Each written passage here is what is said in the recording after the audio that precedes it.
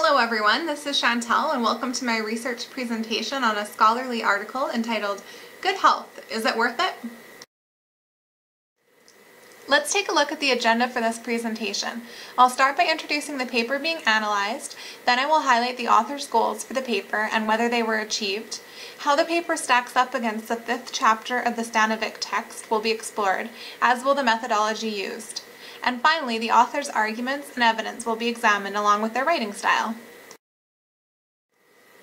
The article I will be examining is Daly and Parfit's article entitled, Good Health, Is It Worth It? Mood States, Physical Well-Being, Job Satisfaction, and Absenteeism in Members and Non-Members of a British Corporate Health and Fitness Club, which was published in the Journal of Occupational and Organizational Psychology. This paper looks to examine the relationship between employee health and participation in workplace health programs to determine if they are a worthwhile investment for organizations. The study was completed at the head office of a large British food retail company. The study looked at physical health, mental health, and job satisfaction of members of the company fitness club. The article pertains to an interesting concept and overall was quite well written. However, there were significant weaknesses in the study's design. So what is the author's aim in this paper? The authors are looking to evaluate the impact of daily exercise completed at an organization's workplace fitness club on 4 different variables: physical fitness, participant moods, job satisfaction, and absenteeism. This aim was achieved for the most part. The authors were able to find a positive correlation between health club membership and physical health, employee moods, job satisfaction, physical fitness, and lower absenteeism rates. Correlation and causation. How does this article relate to the concepts presented in Stanovic's How to Think Straight About Psychology, Chapter 5?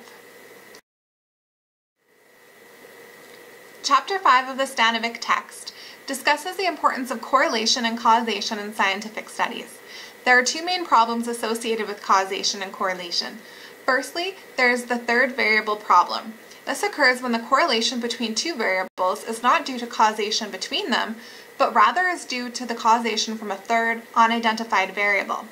Stanovic tells us that the mere existence of a relationship between 2 variables does not guarantee that changes in one are causing changes in the other. Secondly, there's the directionality problem. This occurs when there is correlation and causation between 2 variables, but it is unknown which variable causes the changes in the other. In looking at this graphic, the directionality problem occurs when we are unsure if variable A causes variable B, or vice versa. So how does this paper stack up against these concepts? In terms of causality, there is a question of whether membership in the gym is the cause of improved health, job satisfaction, and low absenteeism, or if people who are already in good health and enjoy their jobs choose to join the workplace fitness club. The researchers tried to eliminate this question of causality by including a second control group, people on the wait list. They reasoned that people on the wait list for the gym should share similar traits with those who were members, as both groups were interested in joining the workplace gym and had the motivation to do so. As far as the issue of correlation, we have to ask ourselves, is the correlation between the variables being studied due to causation, or is there an unknown variable that is resulting in the correlation? I think that in addition to helping limit the issues associated with causality, the existence of the waiting group control group will help to limit the other possible variables. However, being that this was a field study and all variables are not controlled for, we can't say for certain that there isn't an unknown one. What, if anything, is missing in this article? Some details about breakdown of certain demographics among the 3 groups. For example, what was the age distribution among the 3 groups? What, if any, applicability would this have to other types of workers? For example, less sedentary workers such as mechanics or nurses. What different results would have been found if this used random assignment? The study was limited to those who wanted to participate in the health checkup, potentially eliminating a large portion of the population. A study that was designed to include these people may have presented more indicative results. The job satisfaction questionnaire wasn't detailed, and so it seemed that the question of job satisfaction wasn't answered in a reliable manner. Now let's take a look at the methodology behind the paper. As mentioned previously, the study took place at a large British food retail company's head office. A leaflet inviting workers to participate in a health checkup was provided to 2,450 office employees. 545 employees responded, and 293 took part in the study.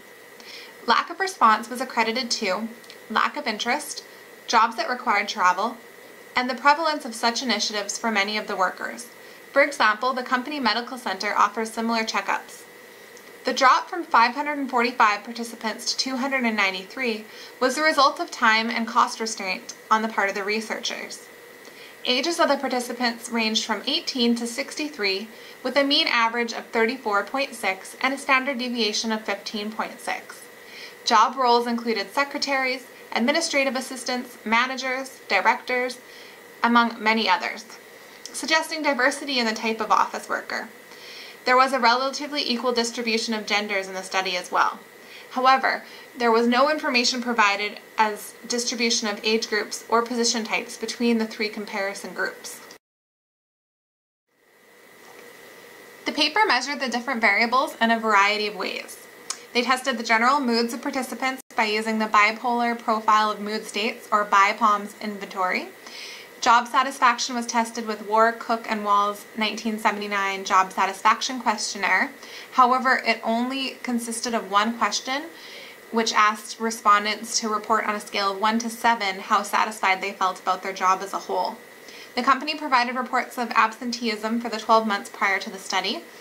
A written questionnaire was used to determine demographic information and lifestyle characteristics. It included items like age, gender, marital status, number of children, how much alcohol participants consumed, if participants were smokers, and sleep habits. A variety of physical assessments were also used, including a medical screening questionnaire, or MSQ, a physical activity questionnaire where subjects were asked to list the physical activities they participated in, including how often they took part and how difficult the activity is to perform. Blood pressure and resting heart rate tests were performed. Body composition was measured by taking the heights and weights of the participants and using the Harpenden skin fold caliper to determine body fat levels. Lastly, physical fitness levels were tested using the Harvard STEP test. Let's take a look at the procedure used. Participants were examined and tested for approximately a half an hour and guaranteed confidentiality for all of their results. The visits consisted of 3 steps. Firstly, the demographic and lifestyle questionnaire, physical activity questionnaire, and the MSQ were completed. Then the blood pressures and resting heart rate tests were completed, as well as the body composition and physical fitness measures. Lastly, the participants were given the BIPOMS questionnaire and were required to return it within a week. This paper was a correlational study as it sought to study the relationship between variables. The study utilized the survey method. This study was also an example of cross-sectional research as it took place at a single point in time. The approach used by the authors appears to be objective. They utilized various measures to test their hypotheses, and the participants in the study were fairly homogeneous, but the authors pointed out that the applicability of the study is limited to office workers. Are the results of the study valid? Well, validity refers to whether a test actually measures what it's saying it measures. I believe that the measures used in this are good indicators of the variables the authors say that they're looking at. Are the results of the study reliable? Reliability refers to the consistency of the measure being used and whether the same results will be found the next time the test is administered.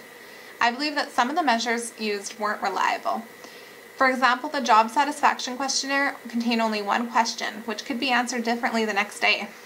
Also, the fact that the most of the measures were questionnaire dependent reduced reliability because they were based on what the participants were willing and wanting to report. Lastly, I thought the fact that the BIPOMS inventory was completed on a take-home basis may have reduced its reliability. The analytical framework of the paper was comprised of 3 main components. Data was collected and organized, data was analyzed using a variety of statistical analysis measures, and then interpretations of the findings were presented in the discussion section of the paper. Let's look at the methodology behind the paper. The hypothesis is that members of this worksite gym will have improved physical fitness, better moods, be more satisfied with their jobs, and have lower levels of absenteeism. This hypothesis was clearly stated and is falsifiable. However, I would have liked to see some more exact measures within it. For example, instead of hypothesizing that members would generally have better physical fitness, a more detailed hypothesis, such as members will have lower resting heart rate measures and greater endurance on the Harvard Step Test, would have been preferred.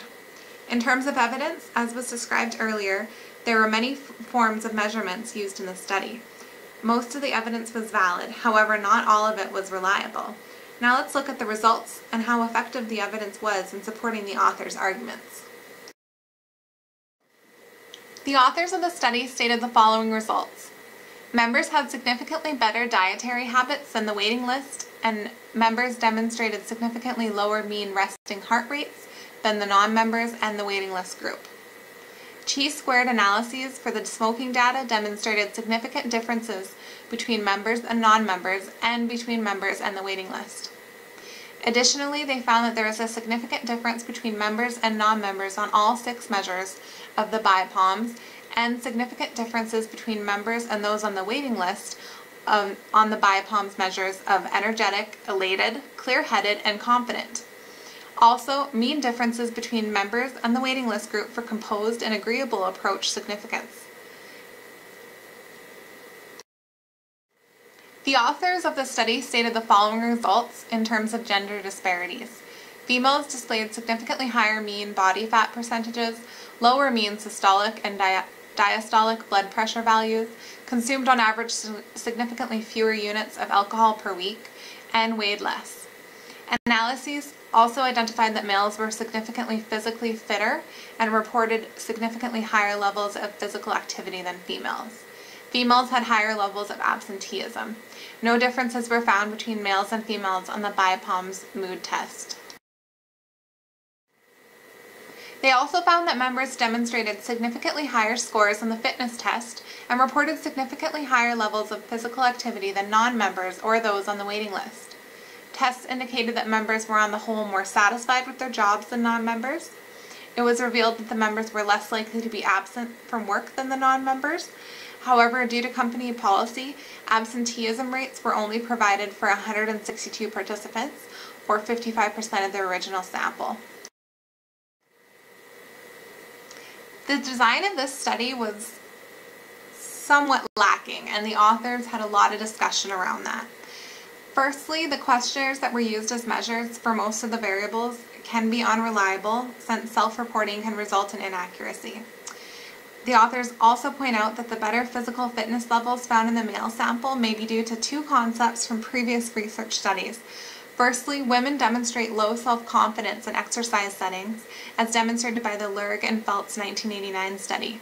Secondly, men have a tendency to overestimate their performance levels, as was proven in Feltz 1988 study. This is especially pertinent considering the questionnaire method that was used in this study. The lack of significant differences between the groups on many items in the lifestyles measure was surprising to the researchers. They concluded it may have been due to their somewhat insensitive scoring measure that was used to tally the lifestyle questionnaire results, as well as people's desire to report desirable answers. The positive correlation between good moods and membership was corroborated by other research.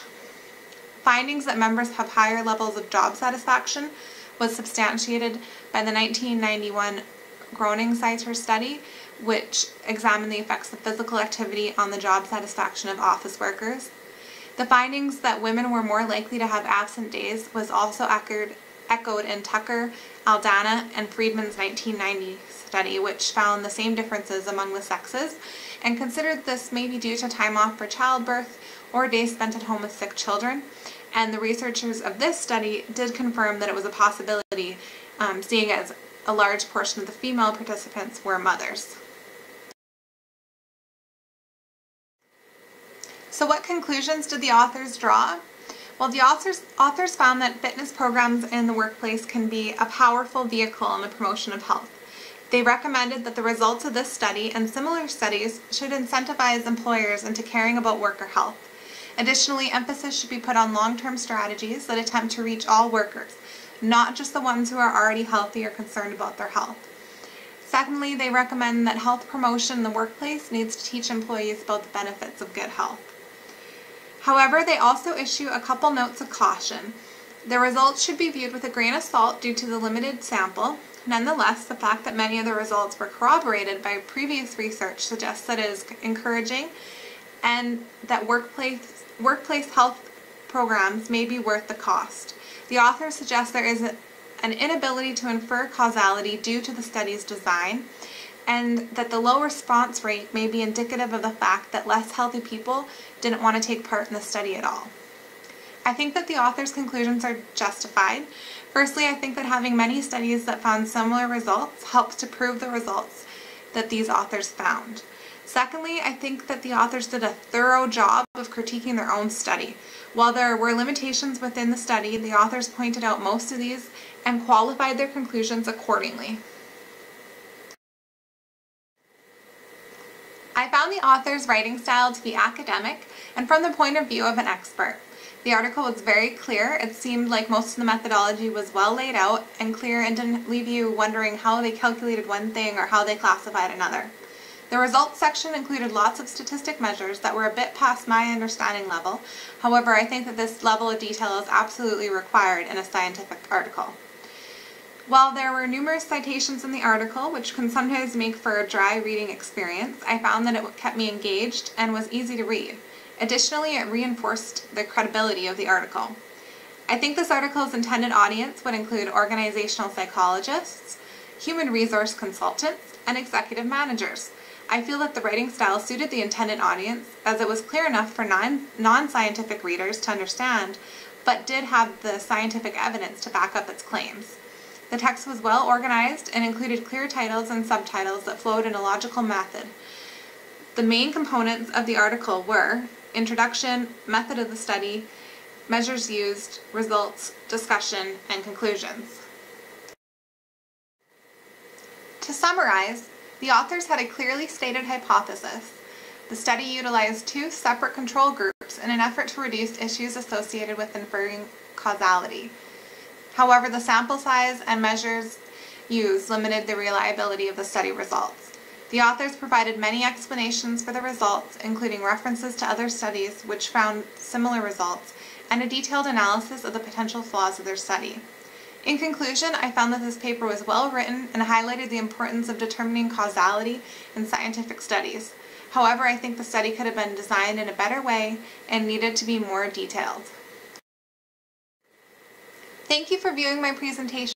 I look forward to your feedback and interpretations of this study.